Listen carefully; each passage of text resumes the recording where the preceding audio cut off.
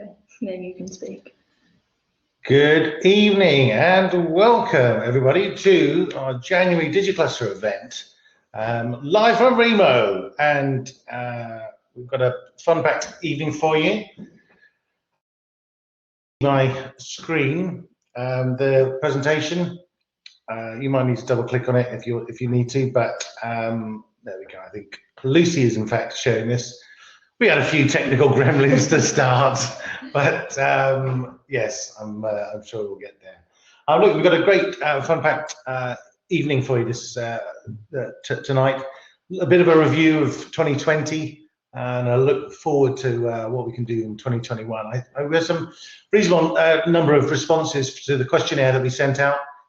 Look, it's been a tough time, and it's still a tough time for many. But look, that's what this community is about, supporting and helping each other. So I'm sure we can get our DigiCluster team together and make the very best of it. So just a quick run through. Obviously, we've got 90-second pitches. We've got Mel Mack, Luke, and also some apprentices which haven't appeared on here. Apologies, that was a last-minute cock up on my part. We've got Chris, who's going to be talking about the Kickstarter and the Apprentices, and it's going to be the Kickstarter program and do an interview with some of the apprentices. I will be talking a little bit about DigiCluster Prime, so I'm hoping a few of you saw the video. It automatically played. We're not going to watch that again, but it's worth watching that if you haven't already. And introducing a new concept, DigiCluster Prime.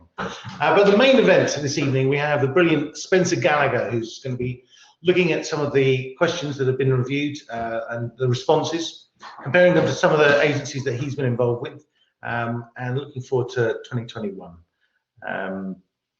Now, if you've obviously got the chat in the on the side here, so there's some Q&As. If you have any questions throughout, we'll be moderating those, and we'll feed those through to Spencer and to myself, and to me rather, if anyone has anything. You can remember, you can vote it up or down. Actually, I don't think you can vote it down. I think you can only vote questions up because it's a positive 2021 we're going for. You can always also remember you can message people individually or the group as a general. So please get involved and be cool. We do have our winning formula of beers and pizzas. So I'm going to remind you, just before Spencer starts his slot, we're going to order some pizzas. I think some of you have hopefully been sent some vouchers if you signed up before a certain time. If not, good luck. Make sure you sign up in plenty of time in future. But yes, I'm going to be ordering pizzas so that they then get delivered for once Spencer's select section finishes, when we can have beers and pizzas and network at the tables. So, without more ado, we're going to start with the 90-second pitches. And first up, we are going to ask, so I'm just switching to my notes. Mel Mack, we're going to invite to the stage. Now, Mel has been working in marketing since 1993, specializing in digital since 1999, and with experience spanning media owner, agency planning and buying, and B2C marketing. She's commercially astute and performance-driven. She's experienced in acquiring and retaining customers, increasing conversion, basket, and lifetime value across all digital channels, whether that's paid, organic, CRM, and database development, website optimization, conversion, or e-commerce. Bonus fact, she wrote her first program in BASIC at the age of 12. So, you're welcome to the stage, Mel Mack, and we are going to, as soon as we do that, we will start the 90-second countdown. So if you just tell Mel, turn on her camera. Mel, so if you wouldn't mind just turning on your camera, and there we go. Can you hear me okay? We can, indeed. Oh. Hello all! I got the dodgy slot, the first one, which is all kind of lovely. So you've got my lovely LinkedIn profile thing, which Syd very beautifully read out, some of the backgrounds there. Basically, I've been in digital since the dawn of time, and I got made redundant in August, so I set up by myself. I was, up until that point, I was head of digital at Casual Dining Group, which is Bella Italia, Cafe Rouge, and Belgo Las Iguanas. So in the restaurant industry, which is clearly on its knees at the moment. So 40% of the entire office got made redundant. So I've set up by myself. My company is Mack Digital. I'm really aiming at SMEs. So my signature proposal is something called a digital health check. What I do is it's a self-contained, no jargon guide to kind of how to make more money from digital. It costs £1,000, so it's super easy for SMEs. I basically go through your paid and organic search, your paid and organic social, your CRM, your customer data, your website user journey and conversions, and basically give you the top 2 or 3 things that will make a difference and give you instructions on how to do them. So basically you never have to speak to me again if you don't want to. Self-contained, most SMEs can deal with that and that's fine. If they then go, oh, I don't know how to do it, I can then help them. So I either train them, I help them, I find them an agency, I find some freelancers, you know, give them loads of different options as to how to actually solve it. So basically the aim is they get the knowledge, they get a clean path to solutions, and then loads of choices as to how to do it. So that's my pitch. And I've got 3 seconds left.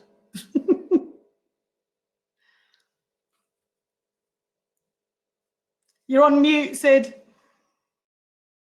Thank you. Well, there should be just a everything on button, shouldn't there? But thank you, Mel. Apology, you'll normally see a 90-second timer, but thank you very much. We're going to go to our next 90-second pitch.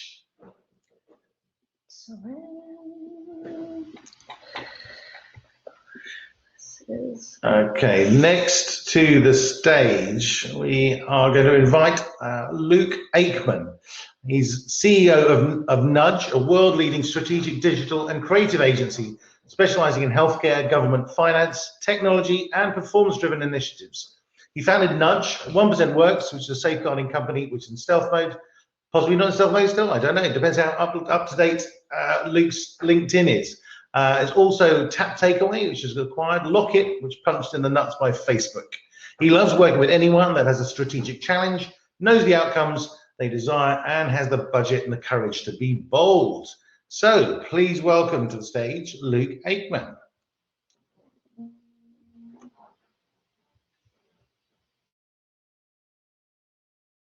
I'm going to try and do the combination of inviting to the stage and sharing screen. But Lucy can multitask, it will be fine. Yeah. Have you got me? There we go. Am I live? I'm going to assume I am. So yeah, thanks, Syd. I'm Luke. As Syd said, I'm on Nudge, and we have offices in London, or did, and since I'm working from now on bedroom in Cactus in Watford, I thought I'd try and get to know some of the local community. So I know nobody in Watford that is all in heart with both digital, and the purpose of me being here is hopefully that some of you guys can reach out to if we're relevant. So what do we do? We're a digital agency with post-digital services. We specialise in solving quite difficult problems, I guess. If you think about some of our current clients, we are solving a safeguarding problem for Amazon. We're rebuilding software for hacking council. And we're running, for example, the social profiles for the leaders of Roche, the biggest pharma agency in the world. So we're the people that are often brought in when the problems are quite difficult. My daughter is just joining me. The problems that are quite difficult and excel in that kind of space. So who am I looking to meet? I'm looking to meet smaller agencies who might service bigger agencies, especially if you are a kind of WordPress agency. I'm looking to meet anybody that's looking for a job. It's a .NET developer, PHP developer, agile delivery manager, public sector sales specialist, or anybody that's a social media strategist and specialist. The other thing is we work well with creative agencies that need kind of technical partners to come in and solve big user or technical problems. And that's about us. So anybody in heart, anybody wants to reach out, love to meet you. Thanks very much, Luke. I think your sound went a bit weird then. I'm not sure why. Maybe it's the dog. Was it the odd dog? Were you stroking your dog? Was that your daughter? She's about as excitable as a small dog, but suddenly your voice is actually your audio sounds all perfect again. I don't know what happened. Really, at the crucial moment. But look, it'd be good to put something, share your LinkedIn details on the chat.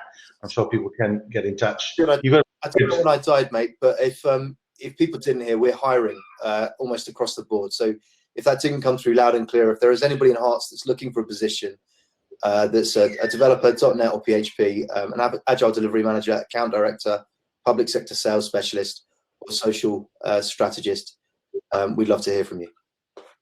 Cool. Thanks very much, Luke. Much appreciated. Okay, I'm going to try sharing my screen this time, and hopefully that is working.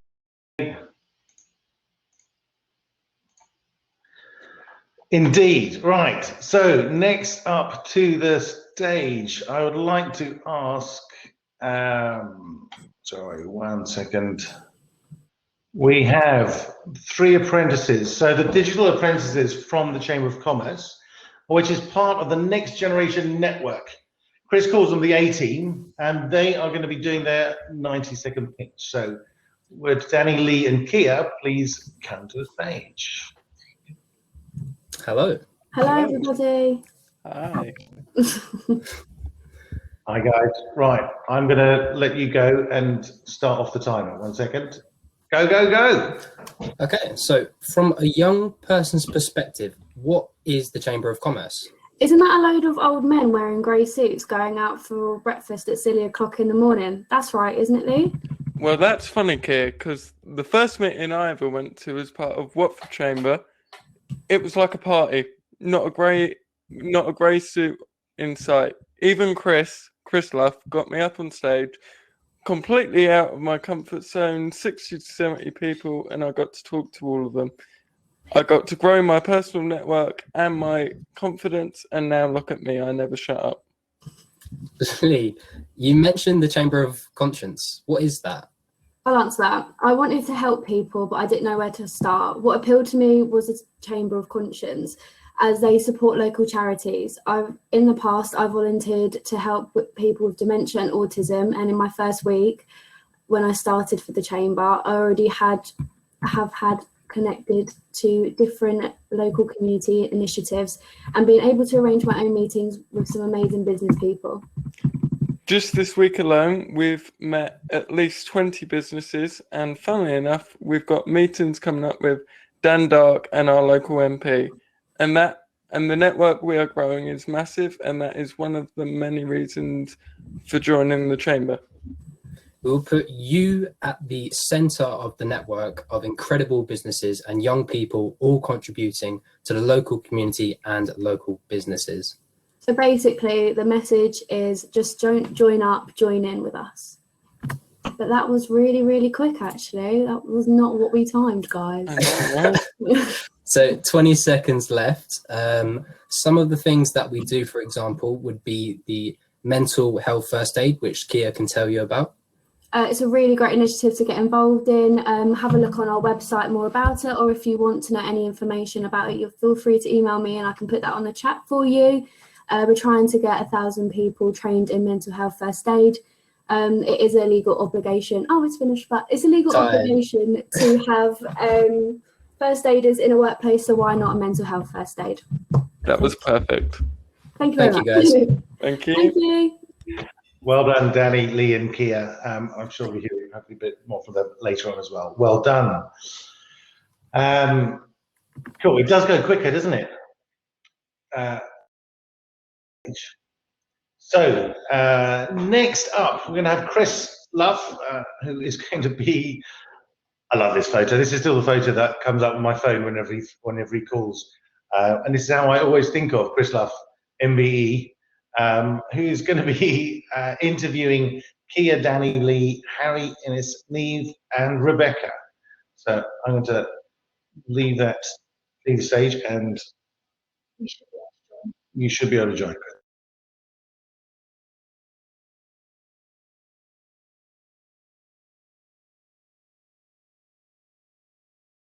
You just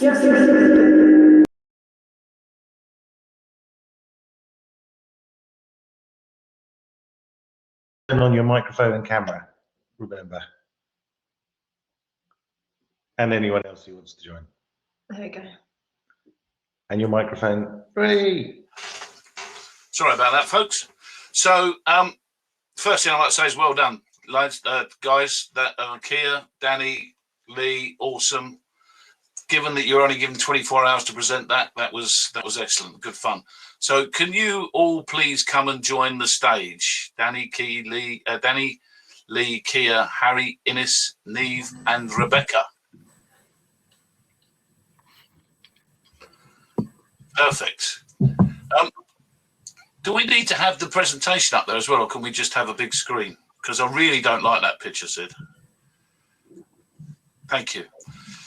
So I wanted to have a conversation with these guys around the opportunities for young people at the moment, because everyone's feeling the pandemic, right?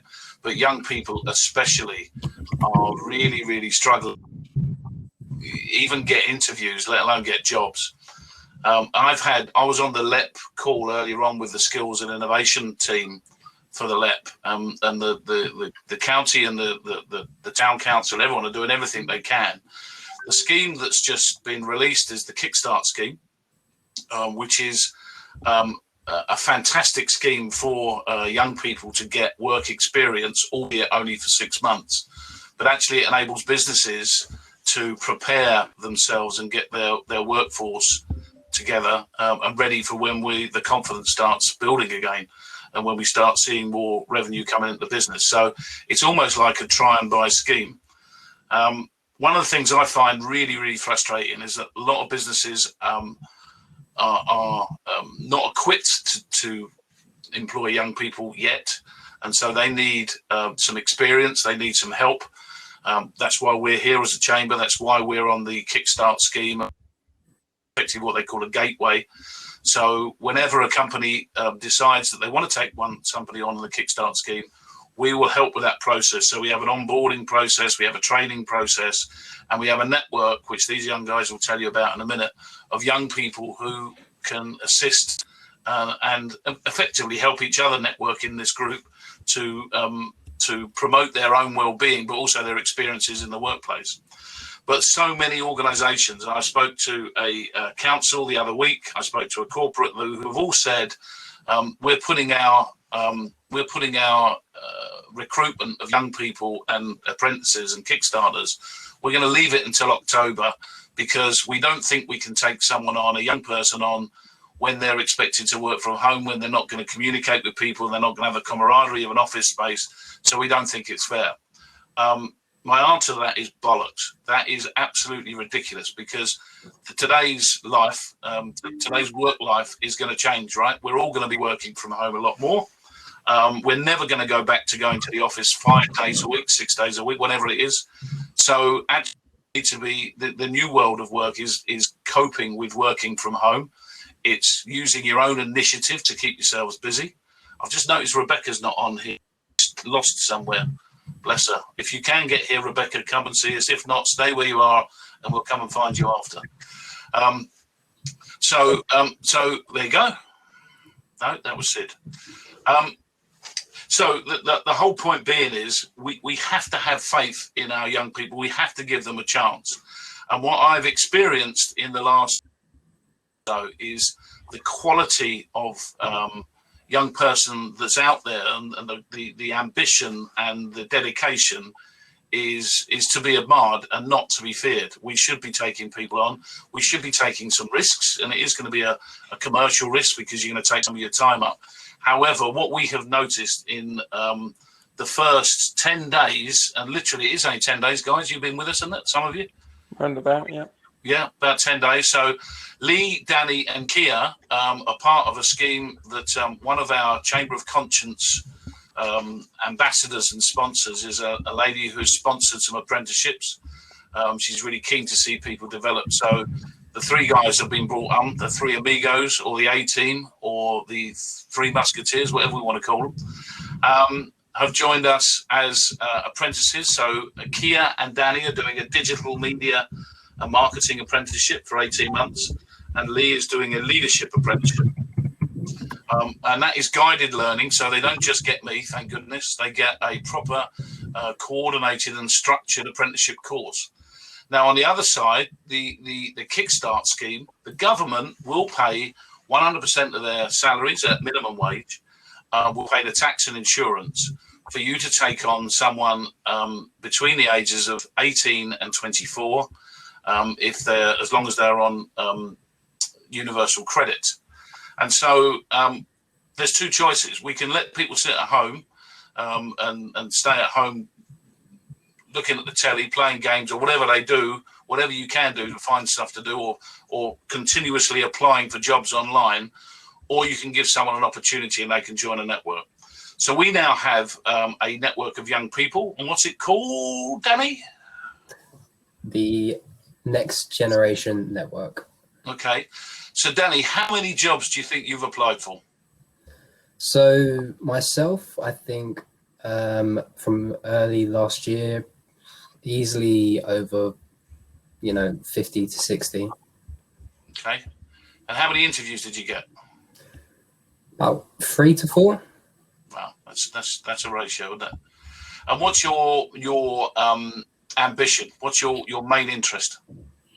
So being a past fitness instructor, my job changing due to COVID, I wanted to help people and I didn't want to limit it to just the gym. So pretty much helping people in essence. I think you've bitten off more than you can chew trying to get me fit, but we'll see how we get on with that one. And so literally just this week, Neve and have joined us. Ines, how many jobs have you applied for? 107. 107. How many interviews did you get? 2. 2. Including yours. So yeah, 1 other interview. And who's the best boss you've ever had? I can say it's you so far. The only boss you've ever had? Yeah. No. And Neve, what have you been doing? You've been at university. What have you been studying? I study sociology. Okay. And what's your ambition? What do you want to get involved in? So I'm kind of looking towards working with charities and organisations for social change. Excellent. So immediately when these guys came into an interview process, they had so much ambition and so much energy, it was a no-brainer that we had to bring them into our Next Generation Network team. And so Harry is top right in my screen. Harry, you've just completed university. What did you study? Accountancy and finance. Okay. And what have you been doing for the Chamber since you joined us? I've been working on the CRM, trying to create filters and find gaps in the data, and then using that to fill the gaps. And then this is for effective marketing and sales. Brilliant. And so one of the ambitions of our chamber, we currently have 300 members. We started the year with 300 members. There's been a bit of a dip because of lots of businesses going out of business, unfortunately. But we have a target between us as a team of getting 1,000 members.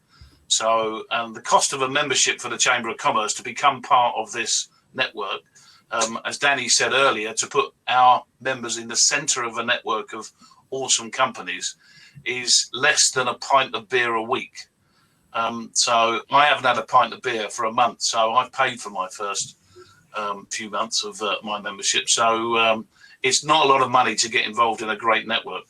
Kia, what have you been up to and what have been your early successes in the Chamber in the last week? In the last week, oh gosh, I've arranged a meeting with Dean Russell, the MP for Watford. Yep.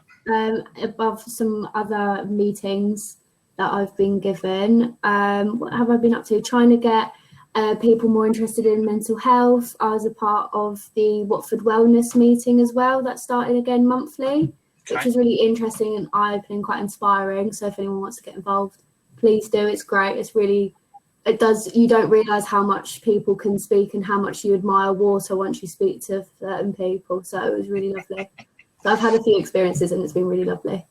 Well, there's 2 other successes you've left out there. You've got 586 12s. Oh, I got loads of 12s. Watford General. So Kia got on the telephone, rang up Cadbury's because the nurses at Watford General, where we're working at the moment on a food programme called Project Sani, they like Cadbury's 12. So Kia managed to get us 12 boxes that were delivered today. And the other thing you didn't mention is you've got a meeting with Paul McGee, who's, if anyone's heard, a sumo guy. He's really, really good chap to get on. And Lee, what have you been up to? You've been all over the shop this week, haven't you? Yeah, I've been pretty much here, there, and everywhere. So I am leading on the charitable side of the chamber. So I have been helping out with Random Cafe. I actually took my first venture out of the house in about 2 months to go and have a look at their brand new site, and I think it's going to be great because it's perfectly wheelchair accessible. But also, what really helped my confidence was that last week I helped the rest of the team give a presentation to Samita from the council about the new generation Watford careers fair, and I was really happy that they seemed so impressed with what we had produced. And they genuinely were. We found some new tricks using this platform. The Jobs Fair Generation Watford is on the 9th of March. We're aiming to have 500 people. We'd love companies from the Digi-Cluster to come along and have a table and host a table of young people and their parents, so you can explain to them, the opportunities that are in your sector. And if anyone wants to talk about the Kickstart scheme and the benefits of it, then give any of us a call. We're here to help. I am genuinely blown away by the energy these guys have already brought into the chamber. It's a new movement that's gonna attract a lot more members and a lot more young people. We haven't finished yet. I think we've got about 100 people on our list of Kickstarters that we're going to be placing within businesses in and around Watford. So watch this space. You're going to be seeing a lot more of these guys, and they're going to be reaching out to you on LinkedIn and Instagram and Remo and whatever it is they're planning on. So yeah, thank you guys for doing this. I know it's not easy. You've been put on the spot within 24 hours, and you've now presented to about 35 people in this team. So tomorrow I've got a conference for you where there's 500 people, and you've all got to tell your own story. Is that okay? Sure. And of course, I'm only kidding. So thank you guys, really appreciate that. I think we're a bit stuck for time. We've just gone over a little bit, but thanks for coming and enjoy the rest of the evening. And I think you should have a pizza delivered to your house eventually this evening. Thank you very much, Chris. Saffron made each one of them a little already. Look at that. Thanks, Syd. Thank you. Thank you very much, guys. Really well done. That's great. Awesome.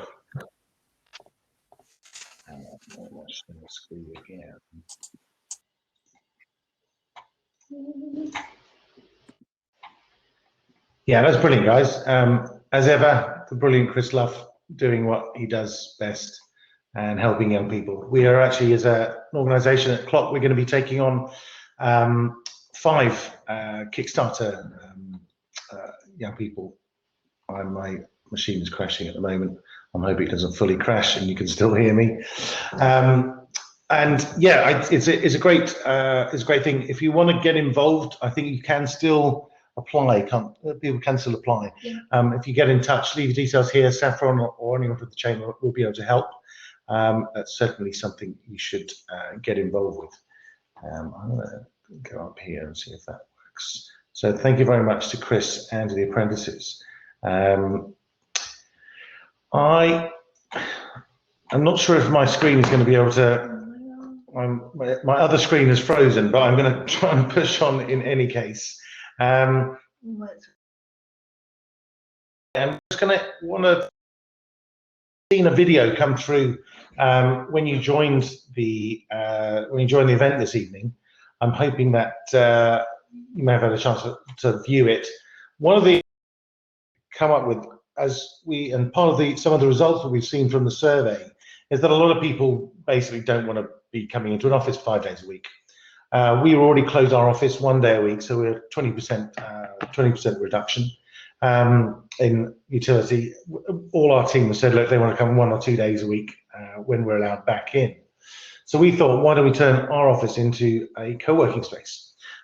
So we've done the variation on our lease. We're in the final process of that.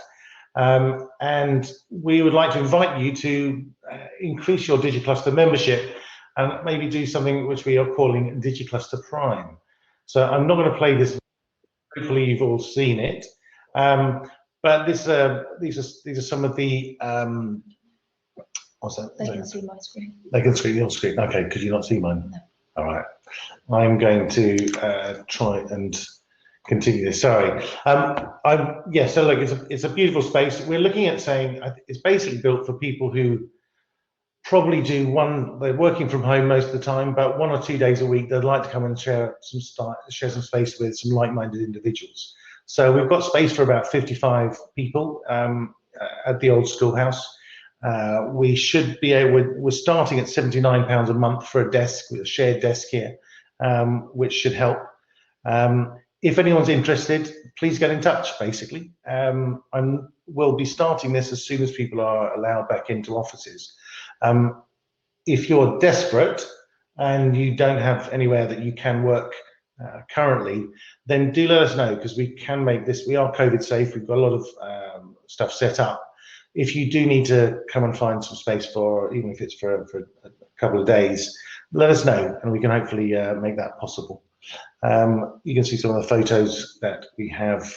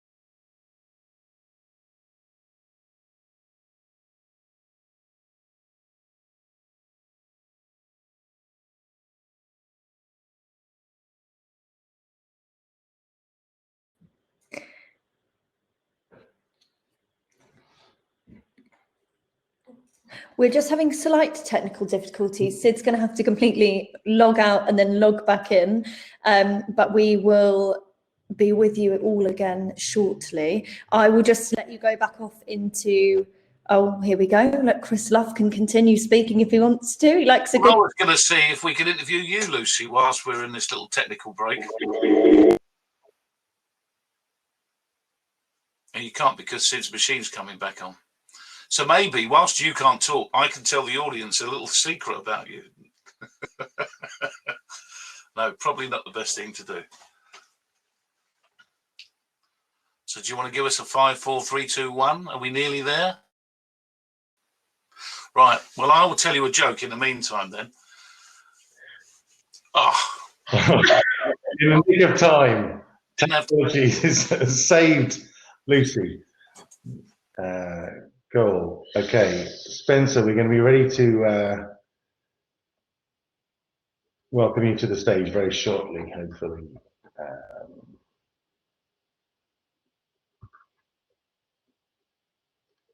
Cool. Okay, now is the time. Also, now is the time to order beers and pizzas in anticipation of delivery in about 45 minutes' time, when we should be breaking for beers and pizza. So if you want to start doing that, that is also cool. But Spencer, I'd love to invite you to the stage. If you just put your camera on and microphone. Now Spencer and I have known each other for it must be 12 years. When did you sell your agency? When you said 4, I was about to say forever. I feel like we met each other before then, didn't we? 2007, I reckon, 13 years ago. I think we first met 2007, 2008. 12, 13 years ago, my friends. Yeah, indeed. And we've been on many snowboarding trips and shared many times since. And I'm thrilled you're able to come and share some of your experience with us tonight. I'm grateful to be here, Syd. Thank you for inviting me. In that time, if anyone doesn't know Spencer, and I know he works with some of the people in the event already, but yeah, after selling his agency, which then got acquired again, he basically set up, thought, what am I spend my time doing? What do I love doing? And I was running business, but advising businesses, and has a relentless enthusiasm for helping agency owners realize their dreams, often building for sale, building for exit. But he's a master. There's not a lot that Spencer doesn't know about running an agency. He's worked with hundreds of agencies. How many have you worked with so far over the last 10 years? I mean, I've probably directly been involved with about 200, but I've probably indirectly worked with over 1,000 now globally. Indeed, and through his brilliant book, which I have read a couple of times, Agencynomics. If you've not read it already, Spencer will virtually sign it for you here tonight. But we'll share the link in the chat as well. It's well worth a read. If you're just starting an agency, it's got some stuff for you. But also, if you're a bit mature in a business, it's got some great lessons or reminders of stuff that you probably already knew or should be doing but have forgotten. And it's a really good reminder for and lessons learned on how to run a successful business. And that's something that Spencer knows a huge amount about. So I'm thrilled you're here with us this evening, Spencer. One of the things we're going to do tonight, I thought I'd try and keep it fairly easy for you because you're spending your life on screens at the moment. That's correct. Like many of us, I think you do even more than most, though. But I know we talked about doing a question, and I saw a post that you shared on LinkedIn, and that was based on a survey that another business had done, wasn't it? It was, yeah. And so the first question we were asking was what was your year like year on year? Was it better than 2019, about the same, or was it down? And there's some interesting results from that, weren't there? Syd, it was actually a McKinsey report, and they said that in 2020, over 80% of small to medium-sized businesses had actually reported sales less than 2019. However, having been into a lot of agency businesses, whilst many have been hit quite badly, I noticed that everyone was saying to me, I'm a bit embarrassed to say, but actually we've grown or we've done okay. And it's almost this apologetic embarrassment. So I ran a survey just to see, and I think you've tried to emulate that survey. In fact, your survey results were even better than my survey results, without any spoilers. Indeed. Well, look, let's get into it, and I'm sure we'll be sharing some thoughts through that. We actually put these in a slightly different order because we were just to give everyone a bit of a perspective on what the business was and who's replying to this. So 41% are agencies between 2 to 5 employees, 25% 11 to 20. There's a couple of agencies 20 to 1 to 50, and there's a few freelancers and contractors, which is about right. This is one of our quite typical of our Digi-Cluster group. There are loads of things that we took this list from Beamer as how do you categorize your agency? We're trying to sort of keep consistent, but I don't know what XR technology is. It looks like no one else does it anyway, but if anyone has any thought on that, that would be great. But that was sort of the sort of businesses that people are involved with. So there's a lot of design and build, UX and e-commerce and social media and hosting consultancy. So there's a reasonable and good spread there. But yeah, the first slide, I think one that's most is quite insightful, is what was your agency's revenue like in 2020? So this is similar to what your results were, aren't they, Spencer? Yeah, so my results showed, and we were fortunate to get, obviously we did on LinkedIn, so a bit more public.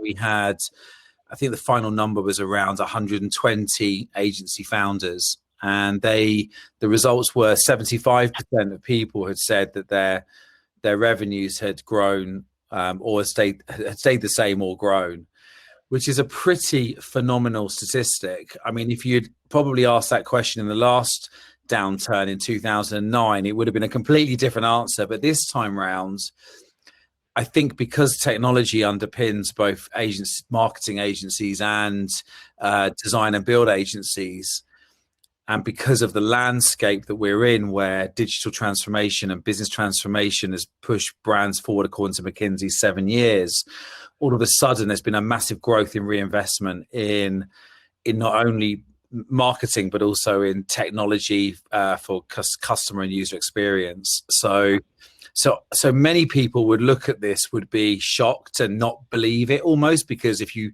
listened or watched TV, you just wouldn't believe that anyone is doing well.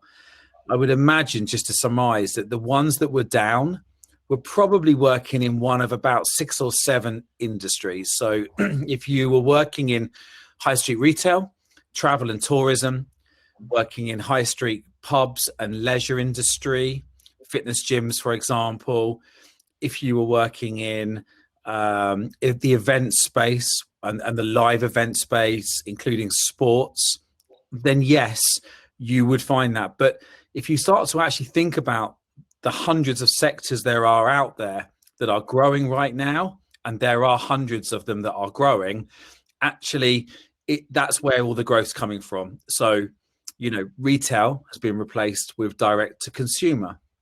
You know, technology and SaaS products, you know, people, entertainment, cinemas, all of that's been replaced by Netflix, Amazon, and the growth we see from those platforms. And so most companies like pubs and restaurants, yes, they pivoted a little bit into delivery services and other areas, but most of the growth is coming from healthcare, is coming from sectors that are genuine. Technology is obviously booming very, very, very much right now. And so I think I'd urge everybody that if you are in any shape or form feeling like, and I would say this, technology businesses are very good at pivoting, Syd. If you ever, you know, you have a tech business too, and you know when the market changes, you pivot the product. But agencies are notoriously bad at pivoting. You know, they'll sell their service till no one wants it anymore, and then they'll go, well, let's change. So just to surmise, I think, you know, the smart play here, if your revenues were down, pivot what you're doing, look for the fish where the fish are. And that's my advice, by the way, to the youngsters at the very beginning. I just want to say, if I can, Syd, I left school at 16, no qualifications. In 1987, there was 3.5 million unemployed. That unemployment level was 10%, which is double what the unemployment level is as of today. I remember writing 100 job applications and getting 1 interview. So I really empathize with everyone here today. And what I will say to you is persistence, tenacity, and use your network. I think 70% of all jobs come from networking and who you know. Really build those networks and don't give up. Be persistent and tenacious and just keep trying, because you know you will look back one day and be grateful for that you know persistence that you put at this time, and find those growth areas. That's the real big message. I would say every one of my clients, Syd, is currently looking for employees. Maybe not be necessarily graduate students, but everyone is recruiting that I'm working with. So there are jobs out there. Okay. But yeah, thanks for that. Look, that's great, and I absolutely echo it. Now, as an agency, one of the things we're doing, taking on those five Kickstarter positions, apprentices, we're getting them to spend some time on Clock and Swipe Station and Colluda, our sort of 3 main businesses, doing research, R&D, learning, and it's just going to be a great opportunity for them to get inside an agency. And listen, we just got to give them a chance. I mean, we just took on someone from the local sixth form college who graduated with their BTEC, and he took them on. And I completely empathize, by the way, with the whole, you know, certain people saying, "Oh, we're not going to take people on because we don't have offices yet." What I would say is we've always been fully remote company, and I've got to say to you, taking on a junior person, it is tough. It isn't as easy as I wish it was. I mean, we have to look after that person, and they are quite lonely by themselves. They've got a job, and they're grateful for that. But it isn't the best way to start someone's career, fully remote. Like some face-to-face time, it is helpful, but it can be done. You know, that's the truth of it. So, well, you said. Indeed, and listen, Amira Yanni, who was one of our 90-second pictures 3 months ago at our last event, has now got a job actually through the contacts that she made through DigiCluster. So lovely to see you, Amira, and I know your new employees are thrilled with you. So really well done on that. Yeah, I was speaking earlier. If you find me on LinkedIn, it'll give you my email address. Just send me the sort of job that your dream job, what is it you would like to do? Give me some ideas and I will certainly people approach me all the time for good people. So I'm not promising I can help, but I will do my best, to look for any opportunities that might give you something you can, get a start on, foothold in. Cool. Thanks, Vincent. Good aside. It's worth doing. Okay, so yeah, looking at your business over the past 12 months, what areas have you found most challenging? Please tick all that apply. What did you make of this, Spencer? Well, it's interesting because if you ask this question normally, what's the thing that keeps you up at night as an agency owner? There's always two answers, and the first one is new business, and so things never change. It's still there at the top, even when times are good. And the second one is normally cash or finances. That they're the things that kind of are normally, the challenging areas. So, to see new business at the top, yeah, I completely get that. And then obviously recruitment, because as I mentioned on the last slide, because if you're in an agency, you're probably in a fast growth area and there is a skill shortage.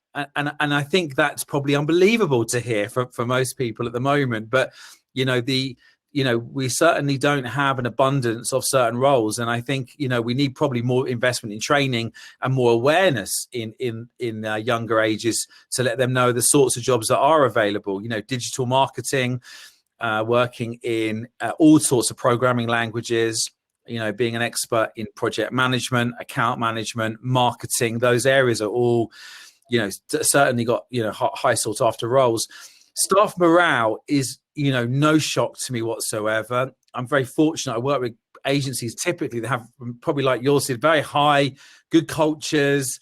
They're great places to work. Everyone has a great team spirit, but all of a sudden that lack of being in the office together, or the lack of camaraderie, but more importantly, if you're living at home and, as a single person, or you're a single parent or a married working couple parent and you've got young kids, then life is not easy right now. I mean, I'm finding it tough, and I don't have that situation. So what everybody else must be feeling, I think there isn't a client I don't have that has got one or two team members who are really suffering right now. So and that's difficult for an owner, because you're trying to do the right thing or look after people, but at the same time you've got your own stresses trying to keep the business going. So I think those answers, those top three that stand out to me are very, I think if you ran this survey with 1,000 people, it probably wouldn't be too different, Syd, the answers.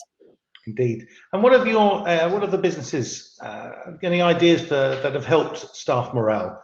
Any ideas in the agencies you've been working with?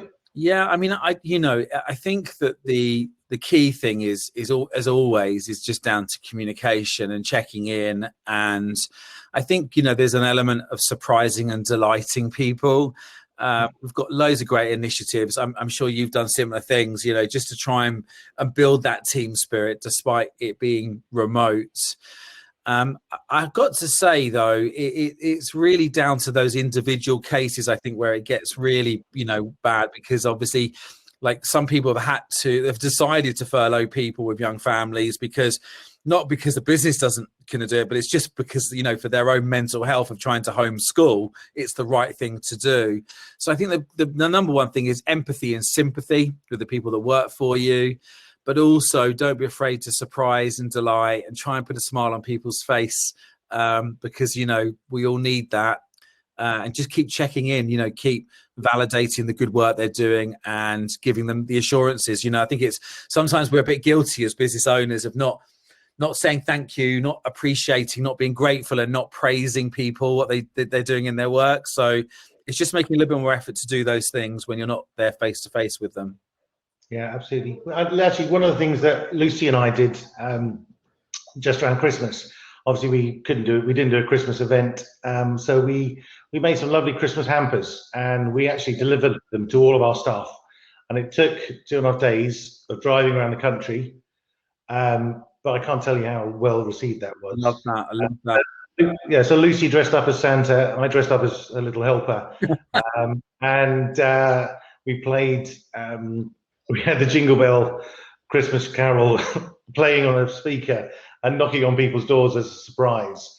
And yeah, we got sick of the song, I'll be honest. By the end of it. But I saw some great. I mean, that's a great idea. I mean, I saw some great ones around. There was a couple of really good donut delivery companies where you could like make your own donuts and just, I don't know, anything creative as well. But yeah, that's the kind of, you know, what the idea you came up with there, Syd. That's the kind of creativity that I think you've got to have. Again, surprise and delight people, you know. Yeah, it's cool. One thing on recruitment, and this may go against it, so I'd be interested in your opinion.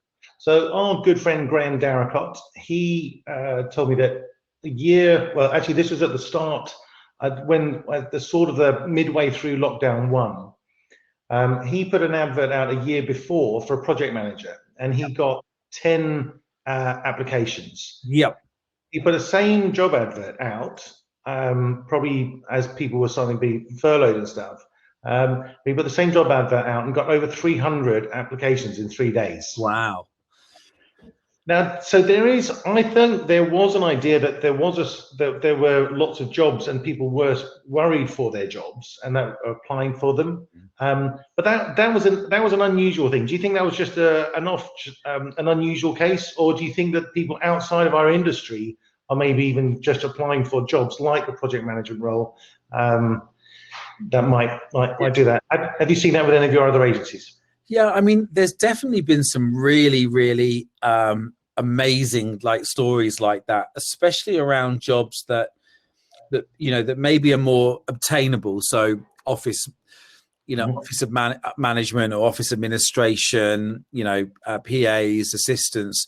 Those roles have had, you know, mass volumes of people applying because people, I guess, who've lost their job through retail have been trying to apply for office jobs as per se.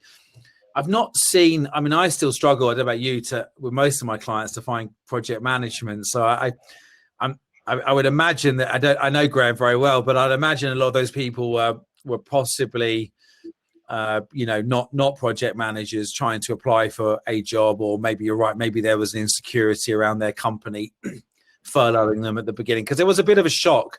I'm sure we'll all agree. Even I had a bit of a shock last March when everything first happened, because you know, we all go into crisis mode.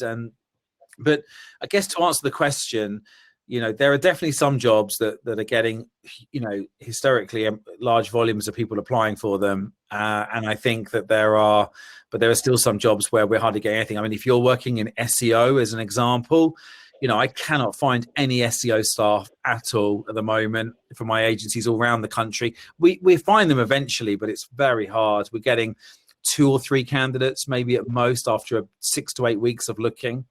So there's a real contrast there. I would imagine that in the context of this particular thing, maybe it's been challenging because there's been a large volume to sift through, but I would imagine it's probably more to do with trying to find talent.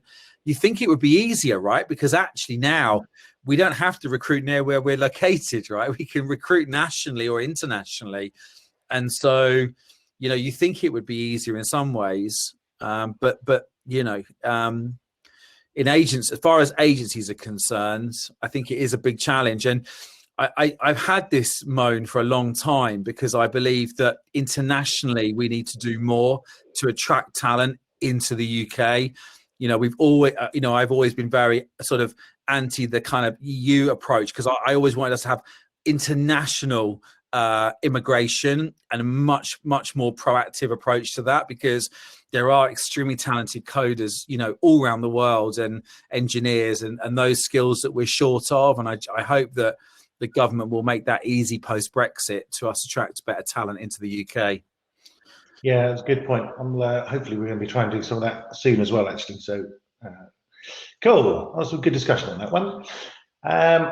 Let's look at the next question. So, leading a business over the last 12 months, what areas have you succeeded in? Please tick all that apply. So, client retention, way up there. That's that's encouraging. Do you think that's just outside of the travel, retail, and other sort of clients that you mentioned? No, I would imagine, based on that question, and I'm sure everyone will comment in the side, I probably should be glancing over there, but I would imagine that the people are feeling successful because I think if you were in a retainer agency, so you had monthly recurring revenue like a paid search or a paid social media or SEO, most people had about 20 to 30%, up to 90% of their retainers paused in March and April, or March, April, May last year. And so I would imagine that most people are feeling quite happy that they've managed to retain those clients, get those kick-started, maybe if they're project-based work, appreciating the fact that clients haven't swapped them for someone for less money or the budgets have gone away, whilst there was a lot of pausing. I think in agency world, they talked about the V-shape in the economy. It talks about the V-shaped recovery. And then later on, we talked about the Nike swoosh. And I've got to tell you that, I think sort of September, October, November, most agencies had a full-on bounce back during that period. I think some people had a flaky December. Some ended up having clients wanting them to work throughout Christmas. But I've got to say, I think they're probably really pleased the fact that their clients have remained loyal. And I would imagine a lot of agencies listening probably handled it quite well. They were probably quite nice to the clients and, not holding them too much to their contracts, et cetera, et cetera. And so the loyalty was there. So, yeah, I mean, I bet people's expectations on growth was probably quite low, Syd. Certainly. I mean, I had my best ever year last year, since I sold my business. So, we had huge growth last year, and whilst I'm completely, I started life working in Top Man, so I hurt inside when I hear about people losing their jobs on the high street, because that for me is very sad. But what I would say is people here are clearly feeling happy that they managed to not lose their business in the agency world, like maybe so many have in restaurant world and other sectors like high street retail. So how have you felt? Have you felt guilty? Any thoughts around that, and how have you managed to? I mean, I was joking, but I was trying to do it in a kind way, because I don't think I'm an unkind person, but I needed a furlough myself last year. I just needed some time off, but But my job is to help people struggling. And so, at the end of the day, we were very fortunate to win awards for helping people who were struggling. And we gave up, we were going to charge for our community. We set a free community up for 1,000 agency owners. We wrote document reports. I must have done something in the region about 100 phone calls a month to people who'd lost their jobs. I helped people get find work who'd lost their jobs in the first wave of around when furlough just started. A lot of people lost their jobs before furlough. Helps a lot of people then. So, obviously I succeed a little bit out of the adversity of others because they need help. But I'd like to hope that I've helped, many, many people through that process. And so, yeah, I think people do feel guilty, Syd. I had a lot of people to my LinkedIn message I sent out to everyone saying, I feel really bad, but I'm actually doing okay. I think people felt guilty about doing well last year. And that's only human. That just means you're a nice person, but it's important you do well. It's important because if you do well, you recruit, and you're going to help this economy recover and get better. And you're going to spend more money and invest more money. And that's what we need. We don't need everyone failing, because that would be a disaster. Yeah, absolutely. I think that's one of the things I suppose as we're both very empathetic people.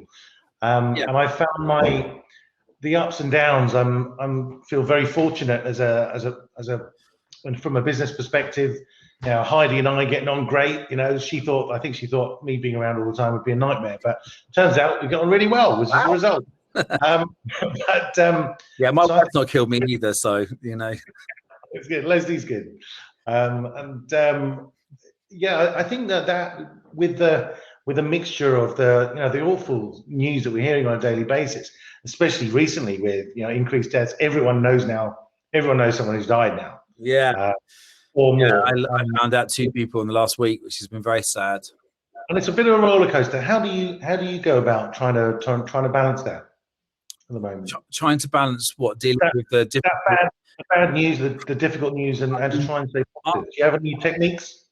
Do you know, it's going to I mean, purely meditation. I mean, I can't tell you how I literally did like 2 meditations today just to have a factory reset on my brain. I mean, for me, it's difficult because I'm dealing with agency owners who for example, I dealt with an agency owner today, and he's a very successful agency owner. He's a client of mine, has one of the fastest growing businesses in the UK right now, and recognized for that.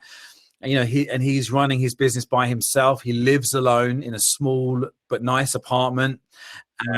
But he just, he's cracking up. He's suffering mental health issues because of he's having to, responsible and accountable for everyone's jobs. And, there's still challenges in an agency going on. But for me personally, I'm not going to lie, I find it difficult because I'm trying to keep people's energies high, keep them motivated.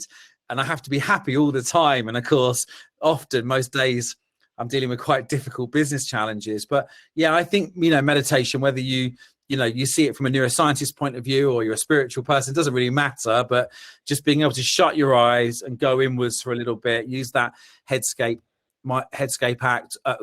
app, or anything, just to give yourself some quiet time.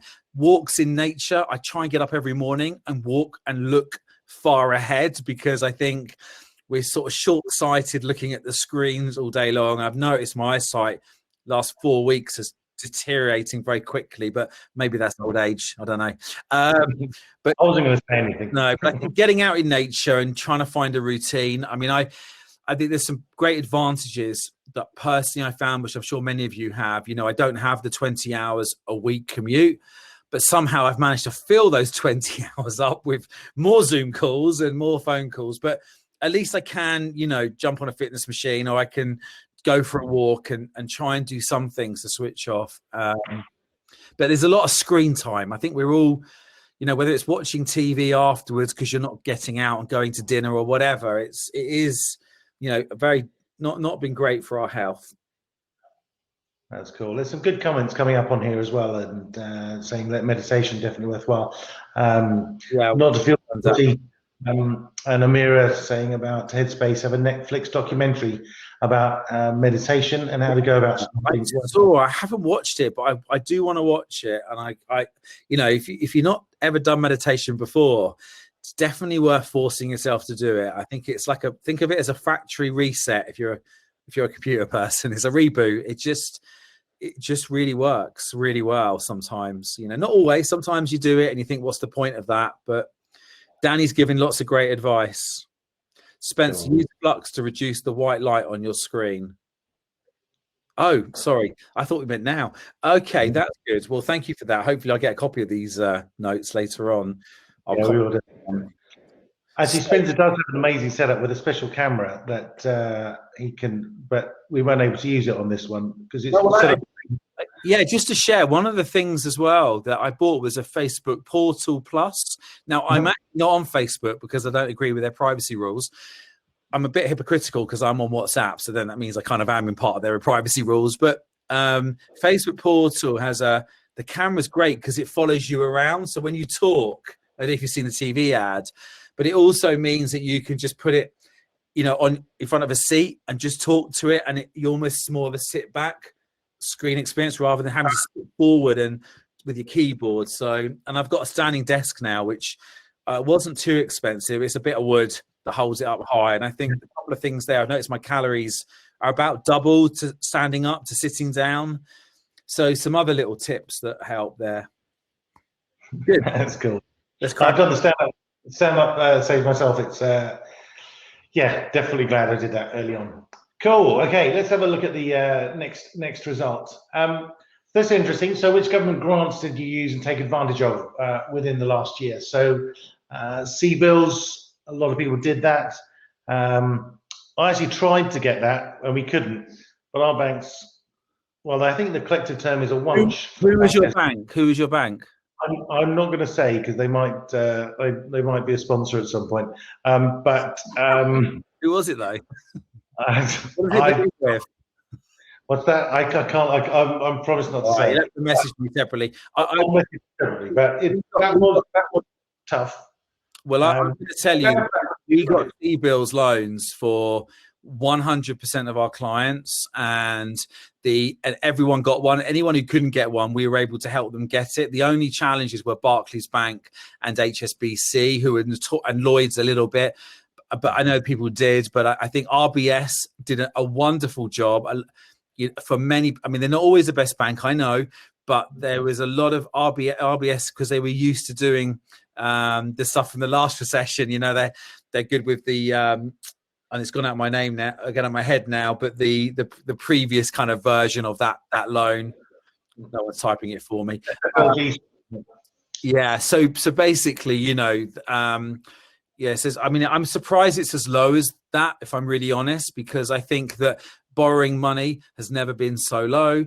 And I feel that, you know, that money was good. I know a lot of people have repaid that money, and that for the big companies, that's the right thing to do. But as a small company, to have that security behind you, I mean, for my clients, it's been a really very helpful thing. But the furlough scheme, again, obviously not everyone had to lose people. I think for a lot of my clients, it was things like office managers and, you know, some of the roles that maybe or where the clients paused, they would just reduce the headcount accordingly.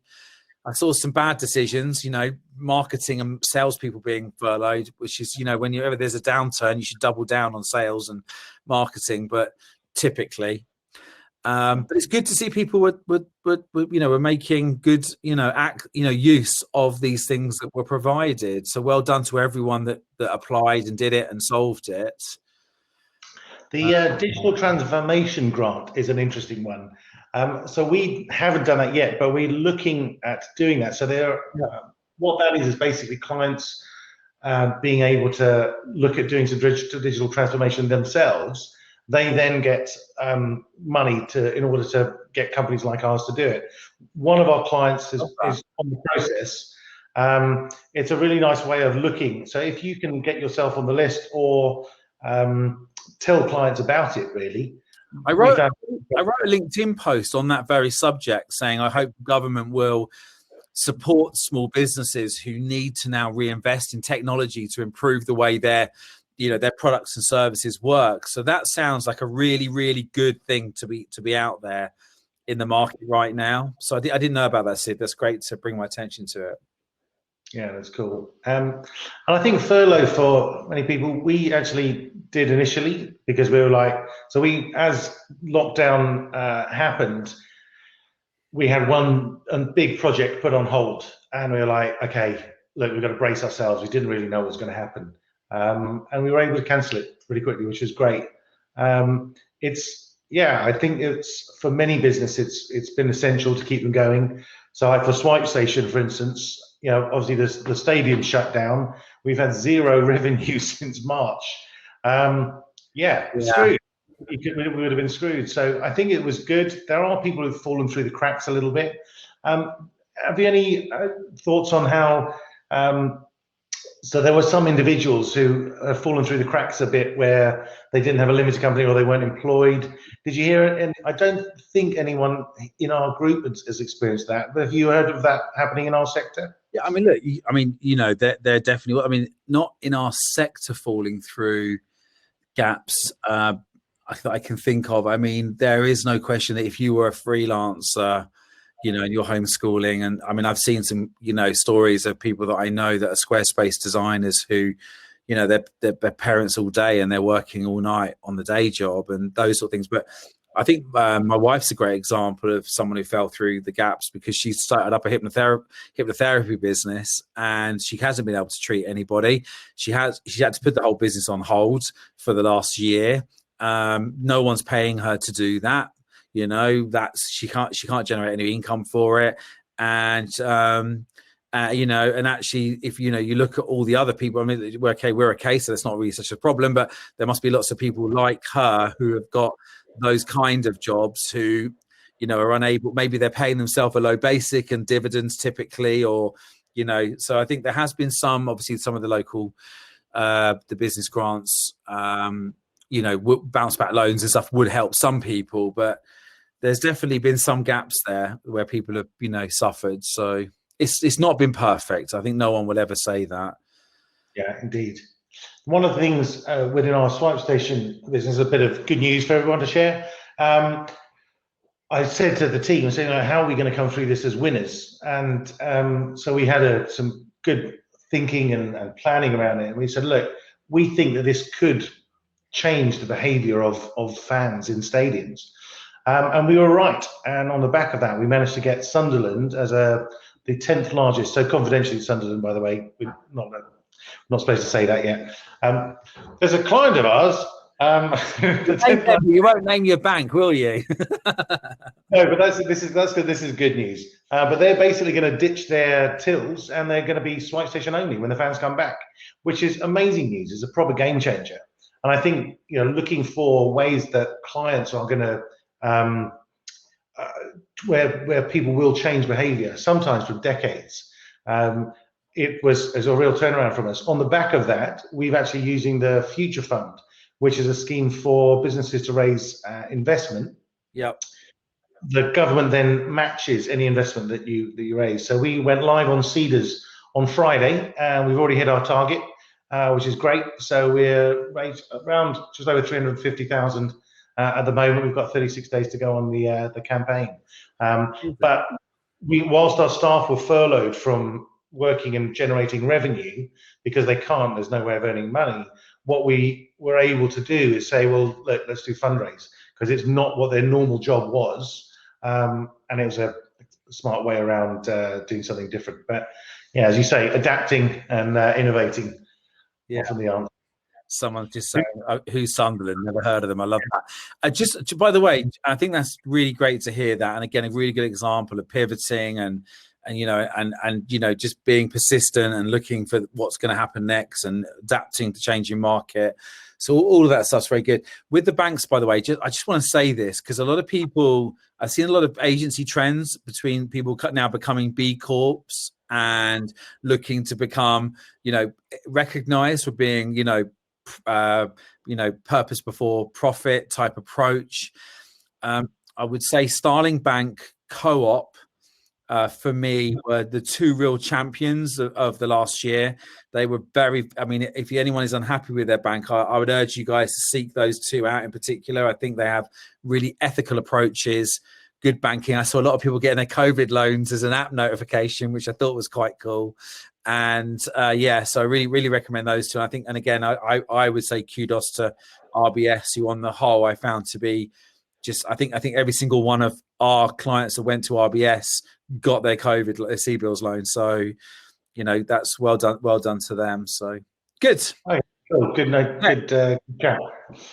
Right, post-COVID, how many days a week will you want to have access to office space? This is my favorite one. This is my favorite one because I actually heard Chris at the beginning saying that none of us are going to go back to offices. And that's what I was saying until I'd seen all the data.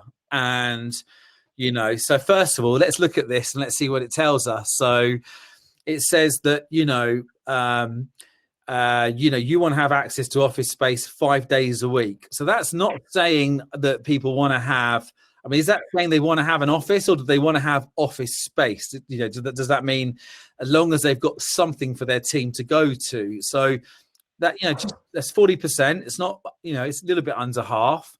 But a lot of people that I work with have not given up their offices. And in fact, in one conversation I had on the new app Clubhouse yesterday, they've just signed a new lease on a new office because every single one of their team wants to work in an office. And I just want to read this stat out from LinkedIn that I saw yesterday, which I think gives you a more holistic overview of the market. I just got a photo of it. Give me 1 second to pull it up here. So I read out where do you do your best work? 47% of people said in the office. 44% of people said at home. And 9% said in cafes and the public and other places. Now, that was 1,200 respondees. Now, what I would say to you is, if you're under 30, you crave social interaction. You want to be around other people. You want to learn from other people. You do not want to be working at home. My daughter, who's a university student, she's not at home. She's at university. She went back despite all the difficulties of trying to get her back to York because she wants to be with other people. And so my feelings are that, I think we need to be very careful. I've got clients who are keeping their offices where their team, 90% of the team have said, we're only going to come back in 1 day a week.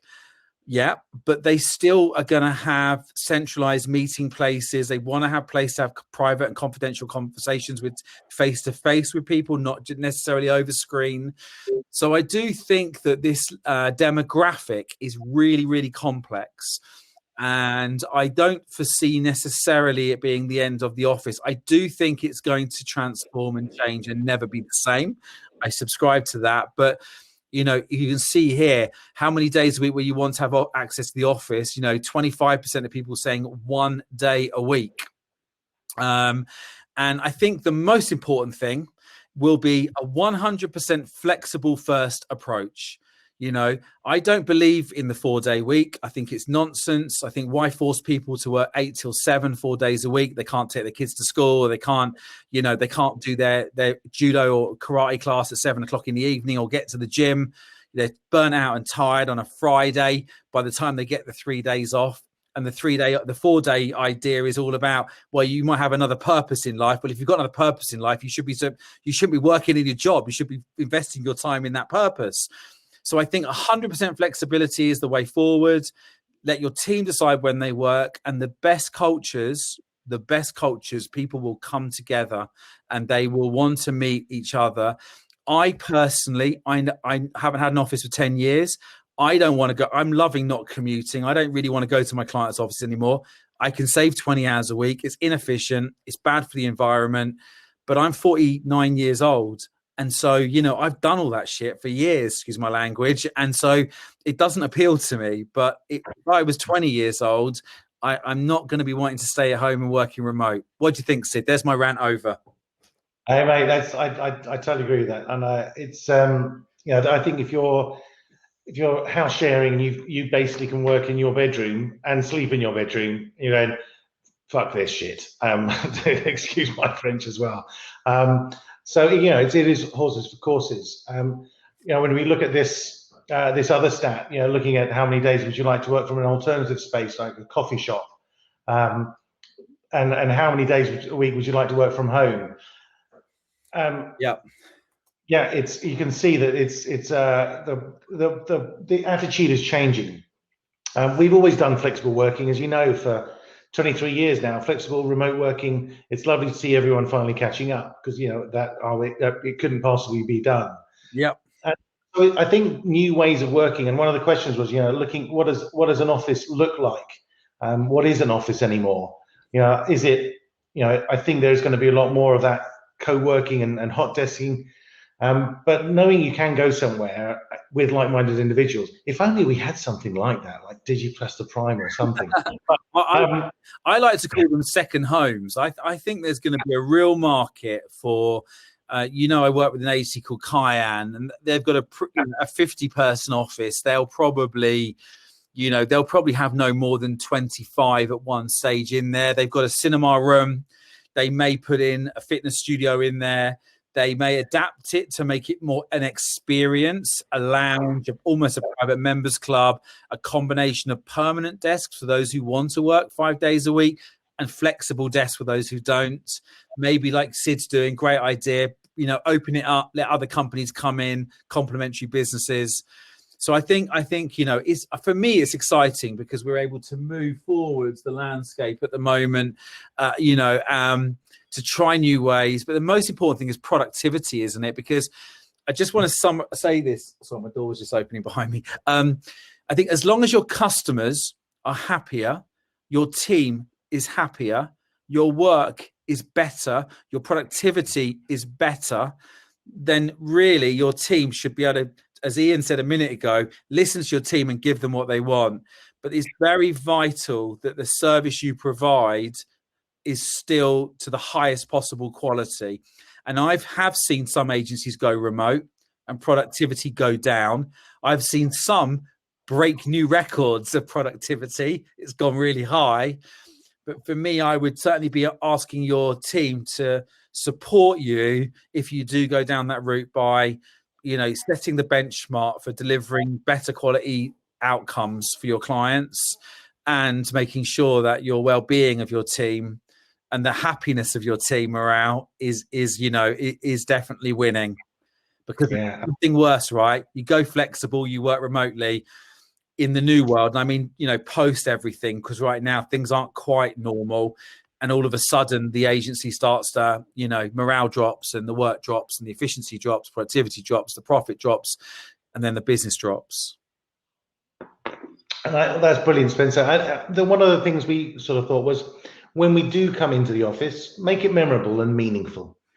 And, I think there's so when we're doing our company meetings, first Wednesday every month, we're going to make sure we might do them off-site, in fact, and just make sure we have a good social, and that afterwards that everyone's coming together at those important moments. That's a really interesting point. I've read an article in the States that came out of San Francisco, and they said that there's a massive boom in event companies now who will be organizing large companies' remote get-togethers. So they're going to be doing a lot more remote retreats with their teams. That's how they see it moving, where they're working more remotely.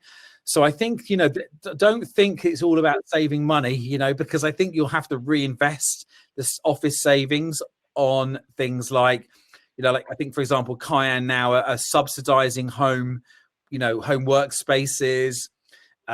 Even though I guess some people are saving on commuting, they're still doing some stuff to support their team. So I just think there may be some other things you've got to invest in with the savings that you make.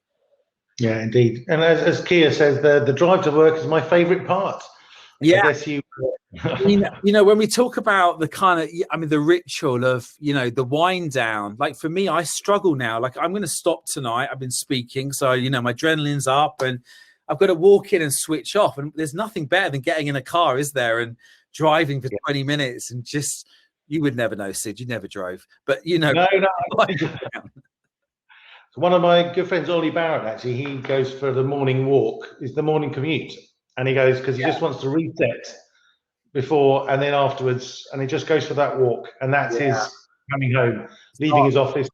And it's that reset moment. That's good. Listen, there's one final slide. Right.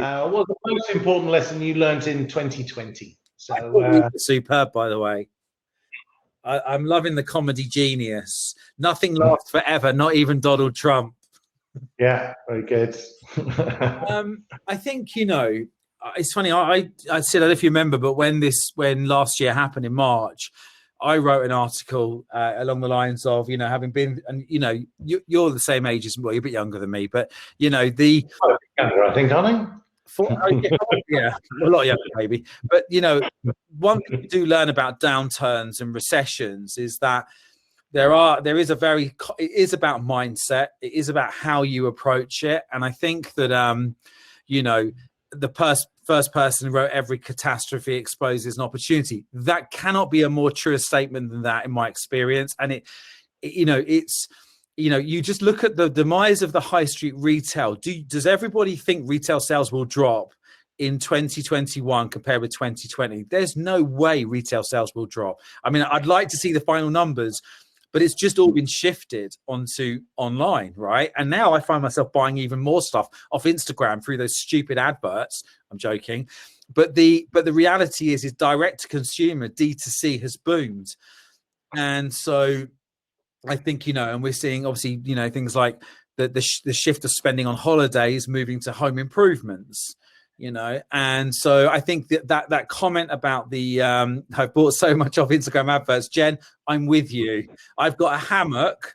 I've got some breathing thing here that's going to improve my breathing. I seem to be a sucker for everything that comes up on the adverts. Have faith in good marketing. We have offices at our home. A zero option would have been good. I mean, again, I agree with that. You know, I feel that when things go down, you have to double down on marketing and new business, because often your clients are who pauses. And so you have to find new revenue from the new areas that are growth. So it's very important when the last recession happened in 2009, I noticed that my clients' sort of budgets shrunk a little bit or stayed the same. It's different this time, but the new business was flying because there were new areas that needed digital. So I think that's great. Keep going. Persistence, I totally agree with that. You know, keep talking. I think one of the biggest lessons has also been if you're an introvert or you're an ambivert, and historically you've not been a great networker. I think things like lunchclub.ai, people going online, you know, using LinkedIn, having meaningful conversations on Zoom with people has been more efficient. And Syd and I going into London, networking with people and getting a train back late at night. And whereas, you know, you can do 2 30-minute calls every day, 40 conversations a month, and it will fill your pipeline up if you do that. So how to cycle with clipping shoes. Nice.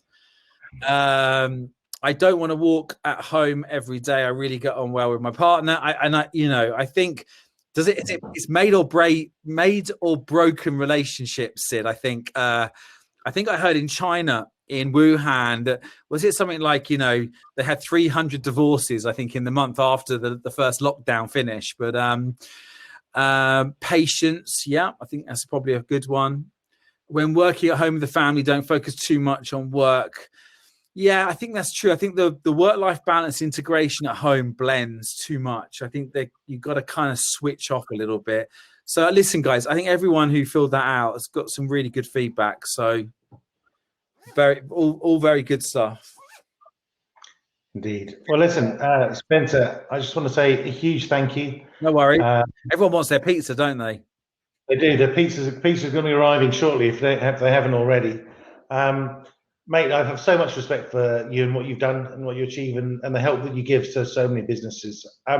Loving your podcast as well. Do you want to give that a quick plug?